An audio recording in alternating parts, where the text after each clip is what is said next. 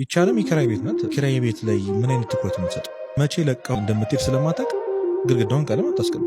የማንም ቤት ነው የምታድሰው? እንግዳ ነህ። እዛ ቤት የሚቆጣሃል፣ የሆነ ጊዜ የሚያስወጣሃል፣ የሆነ ቀን ሊፈርስ ይችላል። የሆነ ባለስልጣን አለበት እዛ ቤት። ይህ ህይወት ሄዶ ሄዶ የሆነ ቦታ ያውቁ አይገርም። የሆነ ሰዓት ላይ ማተር የሚያደርገው እዚች ምድር ላይ የኖርካት የንስሐና የስጋ ወደሙ ህይወት ብቻ ነው።